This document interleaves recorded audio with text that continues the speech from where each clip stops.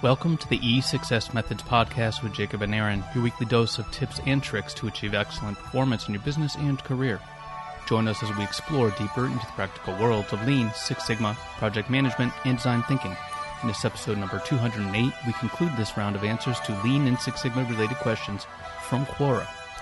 If you're just tuning in for the first time, find all our back episodes on our podcast table of contents at e6s-methods.com. If you like this episode, be sure to click the like link in the show notes. It's easy. Just tap our logo, click, and you're done. Tap, click, done. Here we go. Moving on. Is it compulsory to use statistical tools when doing a Six Sigma Green Belt project in business? This has to be the same person who asked the question before. I'd say so too. It's like, why? And the question is, why do I got to use statistics on my Greenbelt project? I don't know. I'll let you answer this. Looks like I've been talking for a while.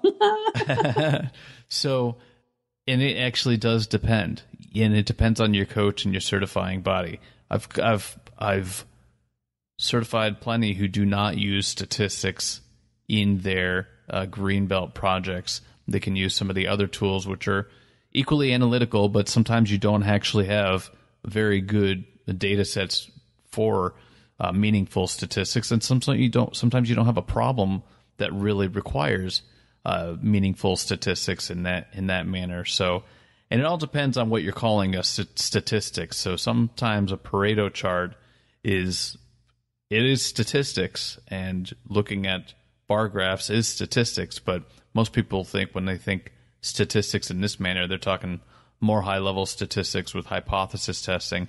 So if I'm saying, what I'm saying here is you probably don't need hypothesis testing, but sometimes you'll get that one coach that really wants you to. Agreed.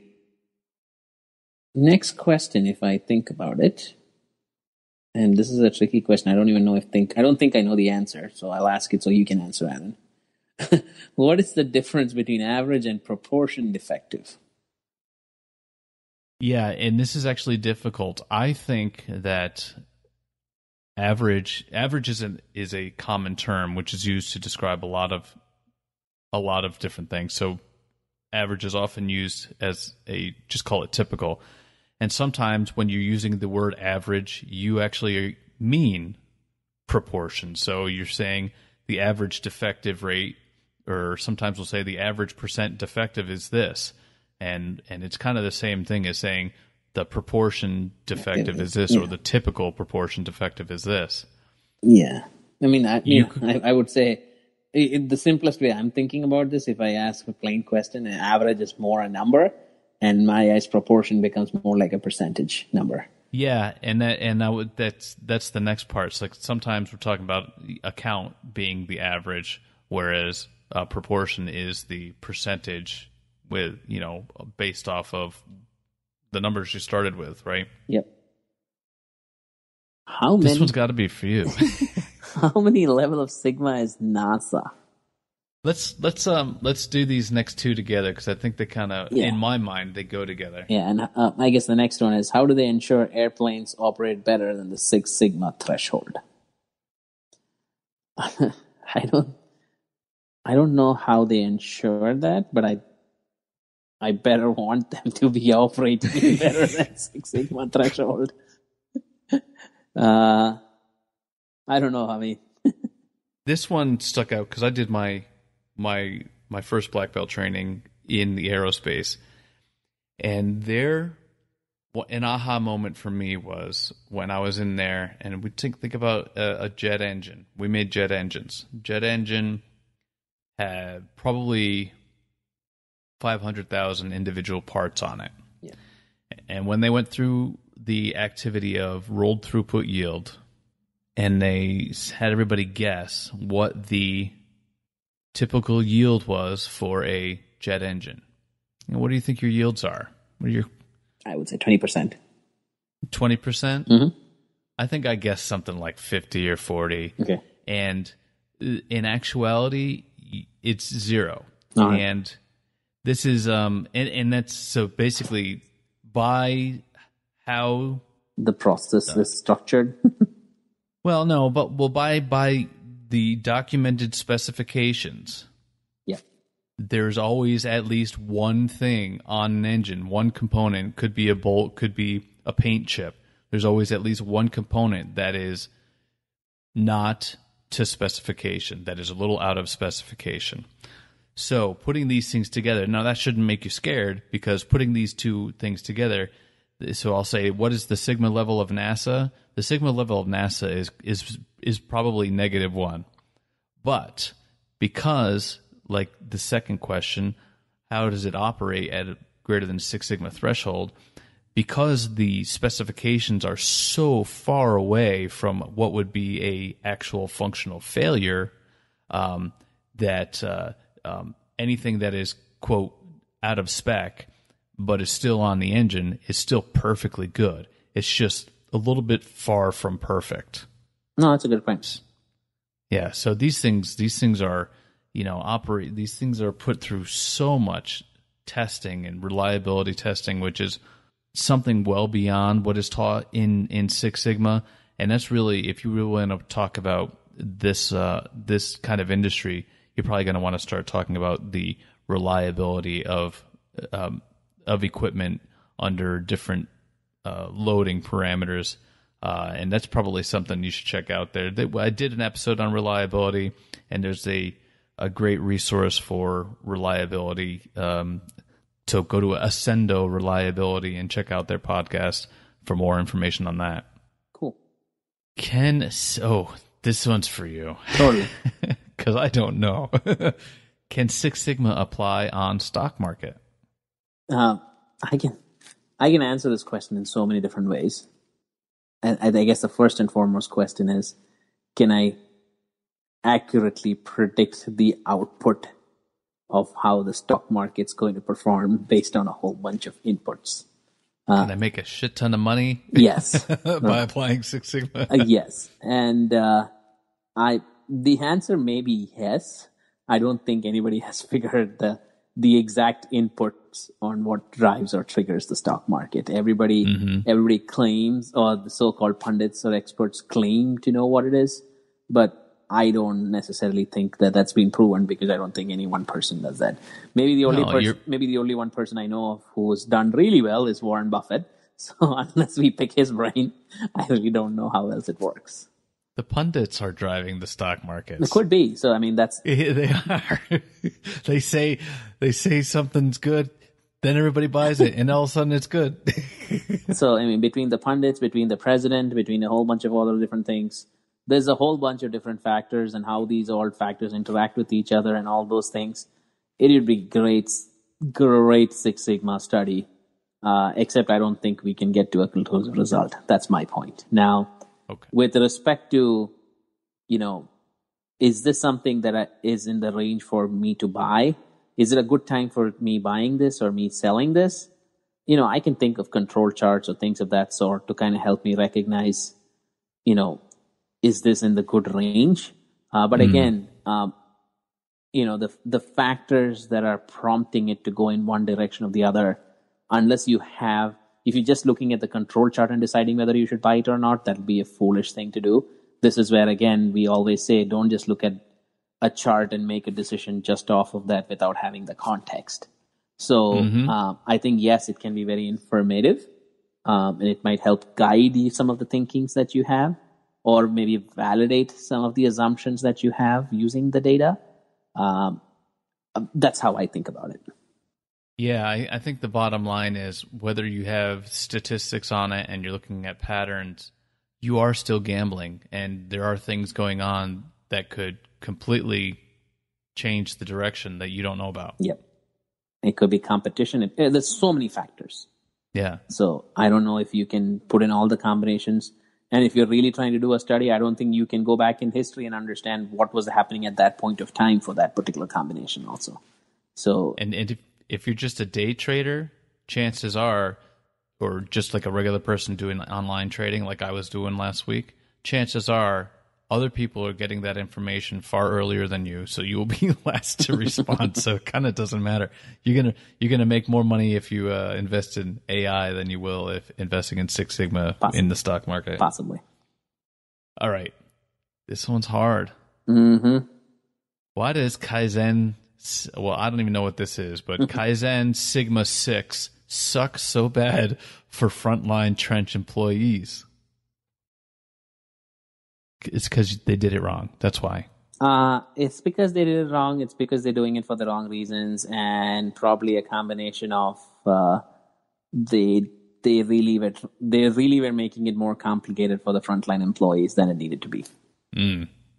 Yeah, I don't know how much further to read in this, but if the output of your program, whether it be a Kaizen or Six Sigma, if it doesn't make the life better for frontline employees, it's not really going to do anything good for the company. It's going to be a dying program. Yep. And it almost sounds like, this one is reminding me that as a result of successful Six Sigma projects, frontline employees are getting laid off.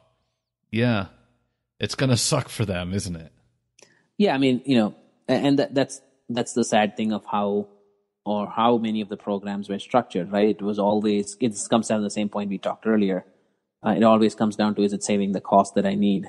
And usually the costs that are first eliminated in many cases are the frontline employees, because that's the direct cost that everybody sees. Right. So, and I wouldn't say it's always the frontline employee. Sometimes it's the middle managers also. But between the frontline employees and the supervisors, that's who usually gets the hit first.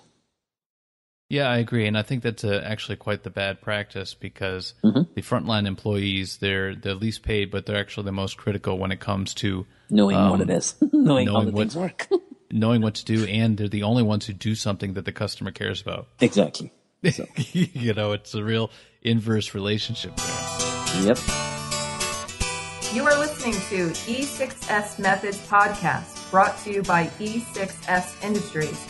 Join us on our website at www.e6s-methods.com. Journey through success. Are you tired of hearing our commercials? Wouldn't you rather hear your own? Buy a 1-minute spot to reach hundreds of listeners each week on Stitcher Radio and iTunes. Showcase your product, market your service, or maybe even reach out to a potential employer in a truly creative and unique way. Contact us through our website for more details, www.e6s-methods.com. Journey through success. Okay. I do not have a college degree. I have a lot of experience in account management. Would obtaining a Six Sigma Green Belt help me further my career? When I'm thinking account management, I'm thinking sales. So I am as well, and I'm thinking, so that's usually relationship management. Maybe it's inside sales. Maybe it's just somebody who is making sure that the customer is happy. They may not necessarily be going after sales. Mm-hmm. So I've seen this definition a couple different ways. Some of them is they are going after sales, but they're also interfacing always the external facing person with the customer. But I've also had that be also said it could just be a calling center, and one person is typically given the same customer. But anyway, it's still on the sales side. I mean, anytime I would say yes. I think learning something is always very helpful. Being able to analyze data, information that can help you make a better decision. The answer is yes. In my view, now the depths of it, do you have to go pay for that training to get you there, to get you certified? I'm not a believer in the certifications, but I think the knowledge is always going to be helpful. That's my thoughts. Yeah, I'm there with you on the knowledge. I said, is it helpful? The knowledge is helpful pretty much no matter where you are, especially if you're in an organization that speaks the same language. What will it do for you as an account manager? I don't know. It depends on, will it further your career? It could help, but I don't expect somebody to look at you and say, wow, an account manager with a green belt would really need that one.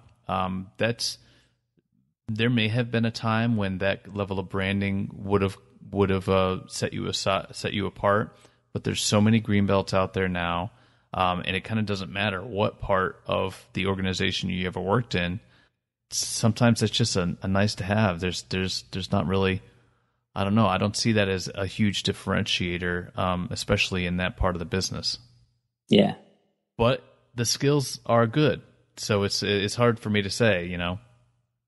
I would agree. Skills are good. The branding, a lot of companies just don't care about that as much, which is also weird though, because sometimes I've seen a lot of postings out there that are asking for a lot of serious skill sets, but they only care if you're certified to the level of green belt, which I find perplexing. But Yep.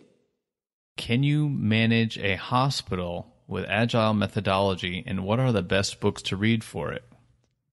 I'm just curious as to what your opinion on that. You're pretty astute with agile. I know you haven't worked on it in a hospital, but what are your thoughts? Can I do it in a hospital? At the end of the day, it is management. Let me think about this. I guess depending on what section. Yeah, I actually think it is, because, Agile's not always all just about Scrum. There's the tool which we are very familiar in Lean and Six Sigma called as Kanban, which is literally flowing things in and out. And, Lean is definitely the principle behind that. And that is definitely something any and every healthcare needs to do to improve quality and to improve things. So if I think of it from purely a Kanban point of view, absolutely yes. The continuous improvement part is what the retrospective would bring to the activity, be it at end of day, end of week, end of shift. I don't know how you would do it, but I can see it being applicable for managing your work and for prioritizing what's the most important thing that we as a team do. I would almost think the ER in every hospital operates in some sort of an agile-ish fashion, tending to the most critical thing at the highest priority first, and then driving through that process throughout the day. So whether you call it lean, whether you call it agile, I think they're one and the same at that level or that scale. Mm-hmm. Yeah, I was just thinking the ER, it almost epitomizes, self-forming teams and having to delegate important decisions right down to the whoever is in front of the patient right there. So exactly. It's if you had to wait and to talk to the boss for every single decision, ultimately the doctor is the one who decides, but there's quite a bit of autonomy that has to happen in an emergency situation. Absolutely, yeah. There's just no time. Yep. Cool. How many hours a day should a product owner spend in meetings? I'm going to assume product owner in the agile sense. Yeah, I'm going to think of it the same way. I would say none. No, just kidding. It depends on the team. It depends on the organization. I would say. Should we specify meetings with whom? Irrespective, I would say no more than 50%, because they should be available for the team. At some point, they should be doing their job, which is prioritizing what the team needs to be doing, thinking of the strategy and the roadmap and all those activities. If they are spending more than 50% of their time, that means they're not able to dedicate time appropriate for these activities. Now, again, depending on scenario, depending on situation, it could be a plus or minus thing. But I would say, as a rule of thumb, I would probably say if you're spending more than 50% of your time in meetings, you're probably not doing justice to other things. So should the product owner be a servant to and making sure that they're always available for the ceremonies and the product release showings and stuff like that, and should that be their number one priority? Not necessary for that. I would say it's more of if the team feels stumped that we have multiple ways on how we can solve for this, or hey, this is going to take, we thought this was going to take us a day to do it, but it's going to take us 10 days. Mm-hmm. Is this still important for us to be spending 10 days or not? Or do you have something else that's probably going to give us more bang for the buck? And if that's the case, would you want us to do that? That sort of decision making is usually reserved for the product owner, and them being available for the team around when that point of discussion, debate arises, or if they're available to have that discussion with them, that'd be very helpful. Beyond that, I think primarily their role is understanding the voice of the customer or understanding the details. In many cases, they are expected to do the analysis on here's where my product is performing, or here's the areas where my product is doing well, and here's sections they're not. So how can we get better? Now, if in their team they have a data analytic person or somebody else, maybe that's a task that they've delegated to them. But most of the teams don't have that luxury. So the product owner usually ends up playing that role. So where might the product owner end up getting a bit stuck where they shouldn't be? What's like the quicksand for product owners? I would say the quicksand becomes when they don't have a vision or a clarity on what they're targeting, and they're just going around asking everybody, what do you want from me, or what do you want from my team? Mm-hmm. That's when they can get information from so many different angles and then get lost in the ability to prioritize. Okay. That's my experience. I'm sure there are other areas around, but that's what I've seen. Okay. All right, and the last one is a little weird, or at least I thought it was weird, so maybe it's not weird to you. What are the best books on waterfall startup development methodology? On waterfall startup development methodology. So when I looked at this, I was like, hopefully none, because this is not how you want to do a startup. Yeah, I mean, the Lean Startup is a book which is touted very well. A lot of people reference that. That's basically talking about, some of the principles of Agile. They call it the build, measure, learn cycle. You can call it the PDCA cycle if you're purely a lean person. But it's basically telling you that I have not heard of a waterfall startup, like a textbook or a right. book that says that. And I'm sure that, if you're probably looking at things 25, 30 years ago, there might be books that encourage on product development or things of that sort from those days. Mm-hmm. But I would say anything in today's time, you're probably not going to see that. Yeah, waterfall is a derogatory term these days. People use it as an insult. But there are many cases where that is the best way of doing a project. Like I would always say a construction project or building a highway or something is probably more tuned. I mean, the execution of it is probably more helpful if you go agile, but the reality is the planning phase and all the activities, waterfall is probably best for it. Or maybe I haven't seen it done otherwise, so maybe I could be biased. And couldn't quite envision how it would be done otherwise. Exactly. Yeah. So I tried envisioning how to do like agile development for a house, right? Mm-hmm. I mean, it would start with, well, I need a place to live, give me a trailer, then start building a room off the trailer or off the shack. Yep. Rather than me waiting for an entirely completed house to be built. Yep. But in that, if you really think about it, how many finished structures that had to be deconstructed before I got my final structure, we're talking double to triple the cost just so I had a place to live right there. You know what I mean? Yeah. So, you're absolutely right? And then it's deconstructed might be deconstructed completely to the ground before I can go up. Might be even the more critical part, because if you're building if you don't necessarily plan what you're going to build, and if you're leaving it up in the air, then chances are your foundation's not going to be able to support any of this. So you have to go dig the ground every time you're trying to expand. So in some cases, it just does not make sense. So I think that's where, and again, the piece where people always say is I want to be flexible, I want to do it. Agile does not mean you don't have a plan, right? Agile means that you have a direction and you are going to probably change course or change direction based on feedback you're getting. So yes, you wanted a 4-bedroom house and you wanted it laid out in a ranch style. But then once you started getting 2 rooms in the house, you realized maybe ranch style is not what's best for me. I might need to go 2-story or 3-story. So that's when you start realizing, okay, I might have to alter my plans, and can this can I be flexible enough to adjust for that? I like that. Good analogy. I think that's a good place to stop. All right. All right. It's been a pleasure talking to you again, Jacob. And, same, Aaron. Good to get things warming up again, and hopefully we'll get into some more. Hopefully we can do this on a regular cadence again. On a more consistent basis. Yes, sir. Let's look at it that way. Well, not consistently once every 6 months. Got it. More frequent, consistent basis. There you go. All right, Aaron. Have a good one. All right. Thanks. You too. Bye-bye. Thanks for listening to episode 208 of the E6S Methods podcast.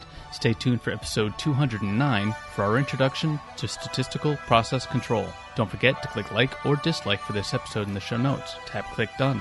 If you have a question, comment, or advice, leave a note in the comments section or contact us directly. Feel free to email me, Aaron, Aaron, at e6s-methods.com or on our website. We reply to all messages. If you heard something you like, then share us with a friend or leave a review. Didn't like what you heard? Join our LinkedIn group and tell us why. Don't forget you can find notes and graphics for all shows and more at www.e6s-methods.com. Journey through success. If you're not climbing up, you're falling down.